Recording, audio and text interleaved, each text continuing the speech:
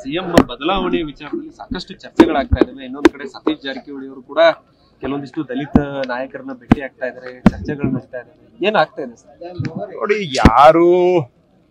ಯಾರು ಅವರವರ ಆಸೆ, ಅವರವರ ಪ್ರಯತ್ನ, ಅದು ಅವರವರಿಗೆ ಬಿಟ್ಟಂತಹದ್ದು.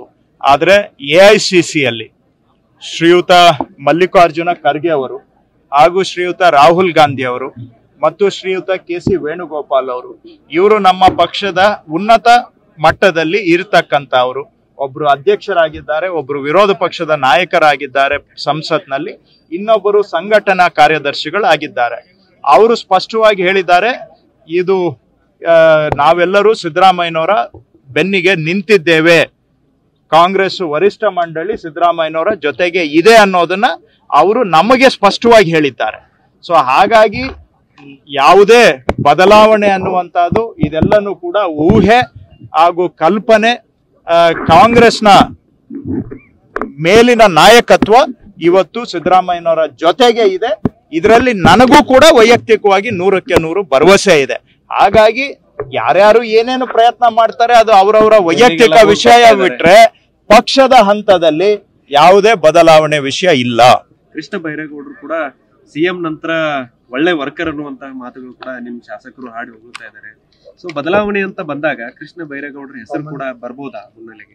ನೋಡಿ, ಜನ ನನಗೆ 6 ಬಾರಿ ಶಾಸಕರನ್ನಾಗಿ ಮಾಡಿದ್ದಾರೆ ಕರ್ನಾಟಕದಲ್ಲಿ.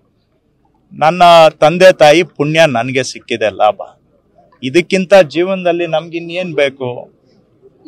ಕಾಂಗ್ರೆಸ್ ಪಕ್ಷ ನನ್ನನ್ನ 3 ಬಾರಿ ಮಂತ್ರಿ ಮಾಡಿದೆ. 5 ವರ್ಷ ಕೃಷಿ ಮಂತ್ರಿಯಾಗಿ ಸಂಪೂರ್ಣ ಅವಧಿಗೆ ಕೆಲಸ ಮಾಡಿದವನು ನಾನೇ ಒಬ್ಬನೇ ಅನ್ಸುತ್ತೆ 40 ವರ್ಷದ ಇತಿಹಾಸದಲ್ಲಿ. ಇನ್ನೆಲ್ಲ 2 ವರ್ಷ 3 ವರ್ಷ RDPR ಸಚಿವನಾಗಿ ಕೆಲಸ ಮಾಡಿದ್ದೇನೆ. ಇವತ್ತು ಕಂದಾಯ ಸಚಿವನಾಗಿ ಕೆಲಸ ಮಾಡೋ ಅವಕಾಶ ಪಕ್ಷ ಕೊಟ್ಟಿದೆ.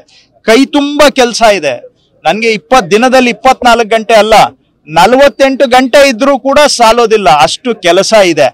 ನಮ್ಮ ಅಧಿಕಾರಿಗಳೇ ನಮ್ಗೆ ಕೆಲಸದ ಒತ್ತಡ ಜಾಸ್ತಿ ಆಗ್ಬಿಟ್ಟಿದೆ ನೀವು ಬಂದ್ಮೇಲೆ ಅಂತ ನನ್ ಮೇಲೆ ಕಂಪ್ಲೇಂಟ್ ಮಾಡ್ತಾ ಇದ್ದಾರೆ.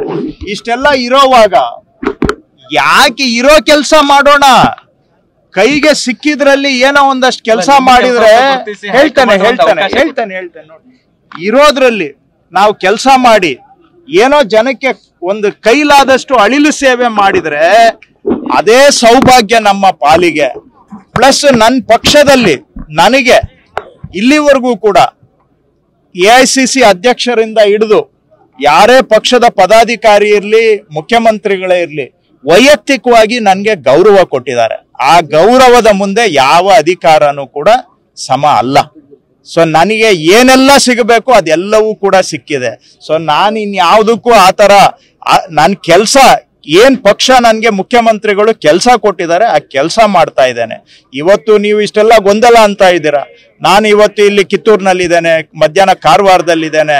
ನನ್ನ ಕೆಲಸ ನಾನು ಮಾಡ್ತಾ ಇದ್ದೇನೆ. ಯಾಕಂದ್ರೆ ನಮಗೆ ಏನೋ ಸಿಕ್ಕಿರೋ ಅವಕಾಶದಲ್ಲಿ ಕೆಲಸ ಮಾಡಬೇಕು. ನನ್ನ ಪಕ್ಷ ನನಗೆ ವೈಯಕ್ತಿಕವಾಗಿ ಗೌರವವಾಗಿ ನಡೆಸ್ಕೊಂಡಿದೆ, ಪಕ್ಷದಲ್ಲಿ ನನಗೆ ಗೌರವ ಇದೆ. ಅದಕ್ಕಿಂತ ಬೇರೆ ಆಸೆ ಯಾವುದೂ ಇಲ್ಲ ನಮಗೆ.